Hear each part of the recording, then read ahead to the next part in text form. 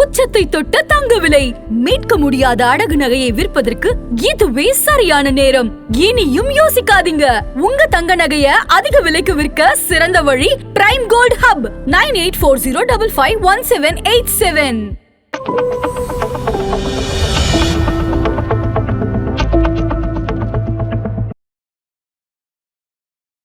Diversification அப்படின்னா ஒரே இடத்துலையே நீங்கள் அந்த பணத்தை ஒன்று ஈக்விட்டிலையும் போட வேண்டாம், அதேமாரி மியூச்சுவல் ஃபண்ட்லேயும் ஃபுல்லாக இன்வெஸ்ட்மெண்ட் பண்ணாமல் கமாடிட்டிலையும் பண்ணாமல் பகுதி பகுதியாக பண்ணணும்.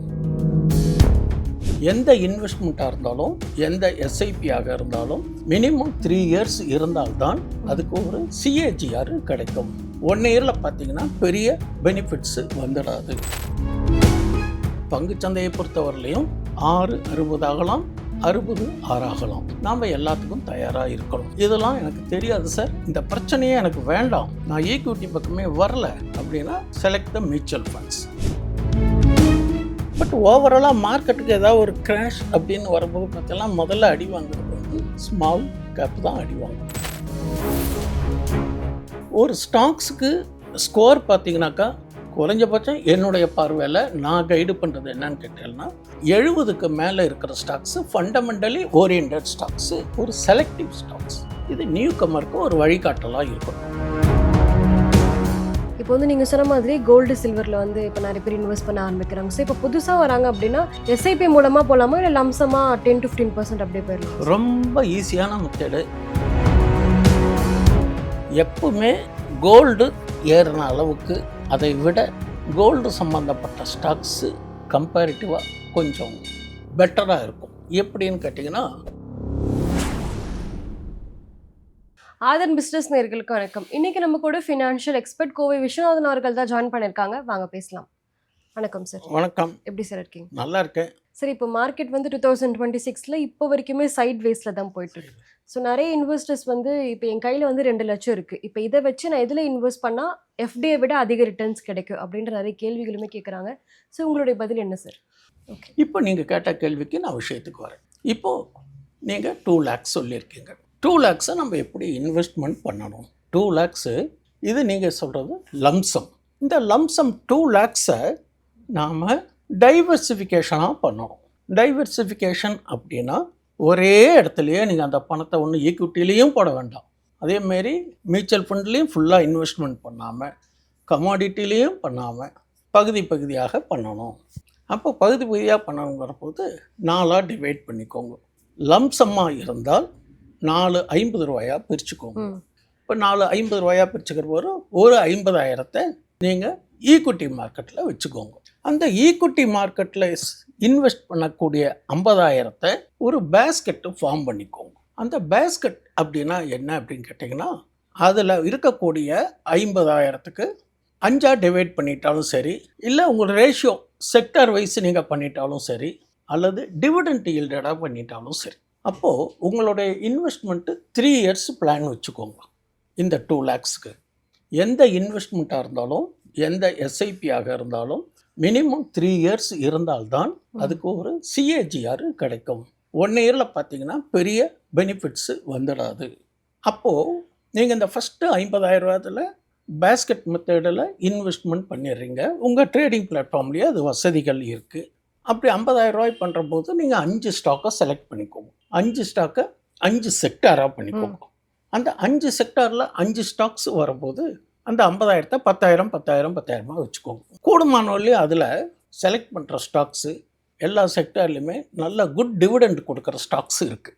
8% 7% கொடுக்குற ஸ்டாக்ஸ்லாம் இருக்குது. சிலது இன்ட்ரீம் டிவிடெண்ட் கொடுக்குற ஸ்டாக்ஸ் இருக்குது. இப்போ இந்த HCL, TCS இவங்கெல்லாம் பார்த்தீங்கன்னாக்கா இன்ட்ரீம் டிவிடெண்ட்டும் தருவாங்க. ITC இதெல்லாம் இன்ட்ரீம் டிவிடெண்ட் தருவாங்க. இப்போ ரெகுலர் டிவிடெண்ட்டு ஃபைனல் டிவிடெண்ட்டும் தருவாங்க.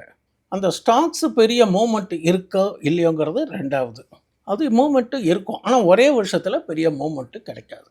அப்போது அதில் நீங்கள் 50,000 போடுற போது அந்த 50,000 பிரித்து 5 ஸ்டாக்ஸில் போடுற போது டிவிடெண்ட்டுங்கிறது வருஷத்துக்கு ஒரு கணிசமான தொகை வந்துடுது. அப்போது அந்த மார்க்கெட் வாலட்டிலிட்டியாக இருந்தாலும் அது ஓரளவுக்கு 1 இயர் கழிச்சற போது பார்த்தீங்கன்னாக்கா அது அந்த நியூ இயர் ஹைக்கு போகிறதுக்கான வாய்ப்புகள் இருக்குது. நீங்கள் பழைய ரெக்கார்ட்ஸ் எல்லாம் பார்த்தீங்கன்னா உங்களுக்காகவே தெரியும். இந்த ட்ராக் ரெக்கார்ட்ஸ் அதனுடைய சார்ட்டெல்லாம் பார்த்தீங்கன்னாக்கா இப்படியே ஹைன்னு தான் போயிட்டுருக்கும். ஒரு ஏறும் இறங்கும் ஏறும் இறங்கும். அப்போ 1 இயரில் பார்த்தீங்கன்னா 1 இயரில் இங்கே இருக்கிற போது இந்த செகண்ட் ப்ளஸ் ஹையில் தான் இருக்கும். ரொம்ப ஏதாவது எக்ஸ்ட்ரானரி கேஸில் அந்த கம்பெனிக்கு ஏதாவது நெகட்டிவ் நியூஸ் அல்லது பிஸ்னஸ் ஆக்டிவிட்டீஸ் ஏதாவது நெகட்டிவ் பயாஸாக இருந்தால் அது எப்போது இறங்கிறதுக்கான வாய்ப்புகளும் உண்டு. பங்குச்சந்தையை பொறுத்தவரையிலையும் 6.60 ஆகலாம், 60 6 ஆகலாம். நாம் எல்லாத்துக்கும் தயாராக இருக்கணும். இதெல்லாம் எனக்கு தெரியாது சார், இந்த பிரச்சனையே எனக்கு வேண்டாம், நான் ஈக்விட்டி பக்கமே வரல அப்படின்னா செலக்ட் த மியூச்சுவல் ஃபண்ட்ஸ். அடுத்த ஆல்டர்னேட்டிவ்.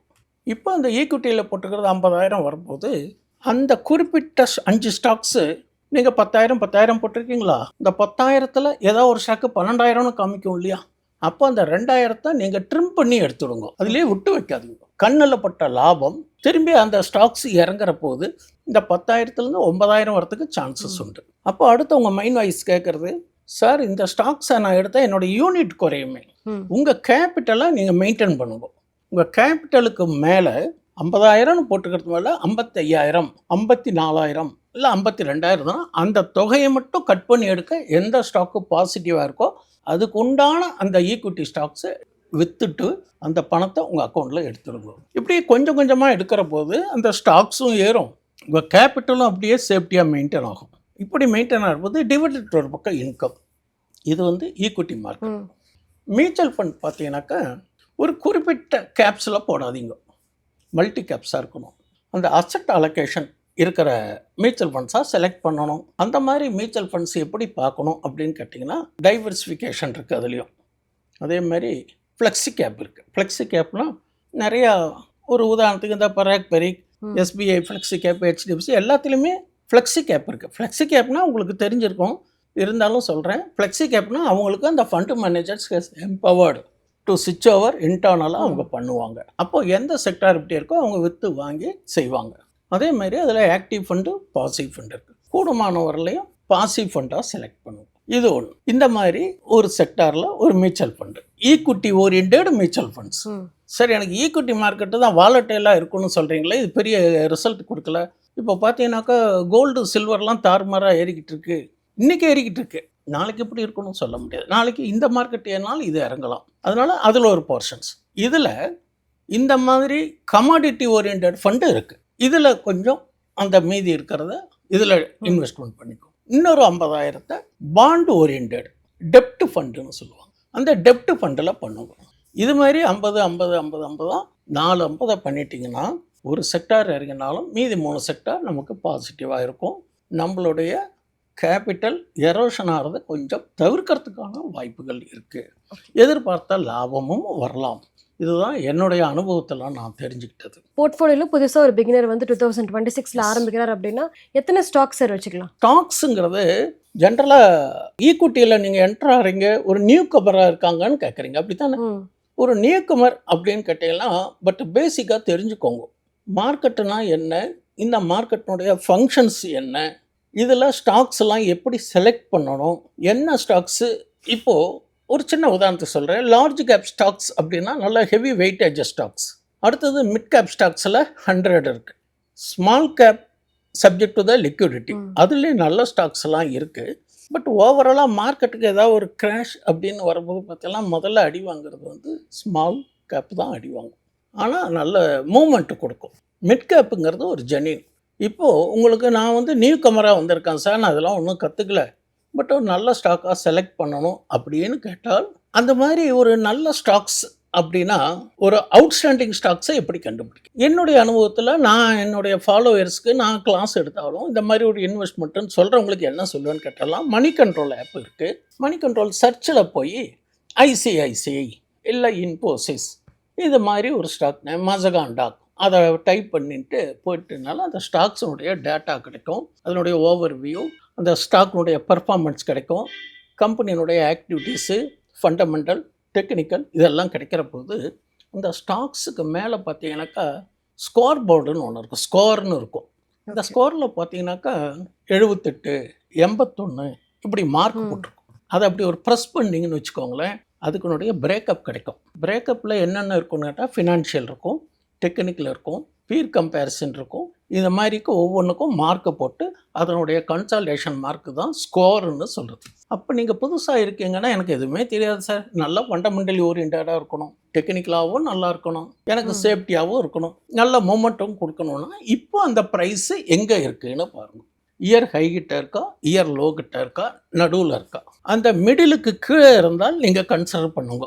ஏன்னா அவன் திரும்பி பவுன்ஸ் பேக் ஆகி இயர் மல்டி இயர் ஹைக்கு போகிறதுக்கான வாய்ப்புகள் இருக்குது. ஏன்னா வந்து நல்ல குட் பையன், நல்லா படிக்கிற பையனுக்கு தானே 82 மார்க்கு கொடுக்குறோம். அதுலேயும் 30 மார்க் வாங்குகிற ஸ்டாக்ஸ் எல்லாமும் இருக்குது. அதெல்லாம் வந்து ஃபினான்ஷியலியோ அல்லது டெப்ட் கம்பெனியாக இருக்கலாம், அல்லது வேறு ஏதோ ஃபினான்ஷியல் ரீசனில் கூட அது மார்க்கு கம்மியாக இருக்கலாம். ஒரு ஸ்டாக்ஸுக்கு ஸ்கோர் பார்த்தீங்கன்னாக்கா குறைஞ்சபட்சம் என்னுடைய பார்வையில் நான் கைடு பண்ணுறது என்னன்னு கேட்டேன்னா 70க்கு மேலே இருக்கிற ஸ்டாக்ஸு ஃபண்டமெண்டலி ஓரியன்ட் ஸ்டாக்ஸு, ஒரு செலக்டிவ் ஸ்டாக்ஸ்.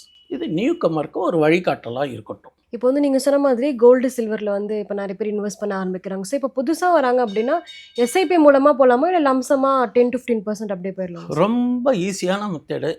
நியூ கமர் வராங்க, நியூ கமர்ஸாக நான் இந்த மாதிரி மந்த்லி சேலரி பீப்புள், எனக்கு வந்து லம்சம் போகிறதுக்கெலாம் வழி இல்லை. கமாடிட்டி மார்க்கெட்டை பற்றும் தெரியாது. ஆனால் பொதுவாகவே தங்கம் வந்து கடந்த காலத்துலேருந்து எனக்கு விவரம் தெரிஞ்ச காலத்துலேருந்து ஏறுமுகமாக தான் சார் இருக்குது. ஏன் இதில் ஸ்டாக்கில் தான் பண்ணணுமானா, எப்பவுமே கோல்டு ஏறின அளவுக்கு அதை விட கோல்டு சம்மந்தப்பட்ட ஸ்டாக்ஸு கம்பேரிட்டிவாக கொஞ்சம் பெட்டராக இருக்கும். எப்படின்னு கேட்டிங்கன்னா, கோல்டு ஏறுற போது ஒரு குறிப்பிட்ட சதவீதம் ஏறுறது. ஆனால் கோல்டு சம்மந்தப்பட்ட ஸ்டாக்ஸு, அதுக்கு உதாரணத்துக்கு டைட்டன், இந்த மாதிரி சென்கோ, இந்த மாதிரி ஸ்டாக்ஸ் எல்லாம் கோல்டு ஓரியன்ட். அதேமாரி கோல்டு ஃபைனான்ஸ் ஸ்டாக்ஸ் இருக்குது பார்த்தீங்களா, இந்த மணப்புரம், முத்தூட்டு, இதெல்லாம் என்ன அபரிமிதமான வளர்ச்சி. அப்போது கோல்டு ஏறி இறங்கி கரெக்ஷன் வந்தாலும் இதில் இருக்கக்கூடிய டெக்னிக்கல் பயாஸ் படி இதுலேயும் அப்ஸ் அண்ட் டவுன்ஸ் இருக்கும். பெரிய கரெக்ஷன்ஸ்க்கான வாய்ப்புகள் கோல்டு ப்ரைஸ் பேசிஸில் இப்போதைக்கு இல்லை. அப்போ அவங்களுடைய டிரான்சாக்ஷன் நல்லாயிருக்கு. யார்? ஃபினான்ஷியல், கோல்டு லோன் கொடுக்குற ஃபினான்ஷியல், மணப்புரம், முத்தூட்டு, இது மாதிரி ஐஏஎஃப்எல், ஜேஎம் ஃபைனான்ஸ், இந்த மாதிரிலாம் இருக்குது பார்த்தீங்களா. இந்த மாதிரி ஃபைனான்ஷியல் ஸ்டாக்ஸையும் கன்சிடர் பண்ணலாம். இதெல்லாம் பண்ண முடியல சார், எனக்கு இந்த ஸ்டாக்ஸ் விவரமே வேண்டாம், அது என்ன சார் ஏறுது இறங்குது டெக்னிக்கல் பார்க்கணுன்றீங்க, அதெல்லாம் எனக்கு வேண்டாம், நான் இதுலேயும் போய் பார்க்கணும். பேசாமல் என்ன விலை இருக்கோ குறிப்பிட்ட மாதத்துக்கு 5ஆம் தேதினா 5ஆம் தேதி, 10ஆம் தேதினா 10, உங்களுக்கு தான் நான் பேங்க் அக்கௌண்ட்டை எஸ்ஐபிக்குன்னு ஒரு அக்கௌண்ட் வச்சுக்கோங்க, இன்வெஸ்ட்மெண்ட்டுக்குன்னு ஒரு அக்கௌண்ட்டில் அதில் கொஞ்சம் டைவெர்ட் பண்ணிங்கன்னு சொல்லியிருக்கேன். அதில் குறிப்பிட்ட தேதிக்கு சேலரி வந்தோன்னா முதல் வேலையாக அதில் போட்டுட்டு ஒரு ஆட்டோ டெபிட் டேட்டை நீங்கள் ஃபைனலைஸ் பண்ணி ஃபிக்ஸ் பண்ணிக்கோங்க. அழகாக செய்யுங்க. மார்க்கெட்டு என்னவாக இருந்தாலும் சரி, அது ஏறுனா கம்மி யூனிட் கிடைக்க போகிறது, இறங்கினா அதிக யூனிட்ஸ் கிடைக்க போகிறது. உங்களுக்கு கோல்டு வாங்கினாலும் சரி, சில்வர் பீஸ் வாங்கினாலும் சரி, இது மாதிரி பீஸை கலெக்ட் பண்ணுங்க. பட் கிராஜுவலாக தான் மூவ்மெண்ட் ஆகும். இது இப்போதைக்கு அதனுடைய பெனிஃபிட்டு தெரியறத விட ஒரு 3 to 4 years கழிச்சு பார்த்தீங்கன்னா அப்போ ஆவரேஜ் ரேட்டுன்னு ஒன்று வரும். நீங்கள் 200 ரூபாய்க்கும் வாங்கியிருப்பீங்க, 140 ரூபாய்க்கும் வாங்கியிருப்பீங்க. இப்படியே வாங்கிட்டே இருக்கிற போது ஒரு குறிப்பிட்ட நாளில் 3 years கழிச்சு பார்க்குற போது அப்போ இருக்கிற ப்ரைஸுக்கு இது ஜெனினாக இருக்கும். ஜெனின் மீன்ஸு இதை விட அப்போ இருக்கிற ப்ரைஸ் அதிகமாக இருக்கும். அப்போ அவங்க யூனிட்டு அந்த டிஃப்ரென்ஸை பெருக்கினீங்கன்னாக்கா ஓரளவுக்கு பேங்க் இன்ட்ரெஸ்ட்டை விட கூடுதலாக கிடைக்கிறதுக்கு கண்டிப்பாக வாய்ப்புகள் உண்டு. இன்வெஸ்ட்மெண்ட் பிளான் பற்றி நிறைய விஷயங்களை சொன்னீங்க. ரொம்பவே நன்றி சார்.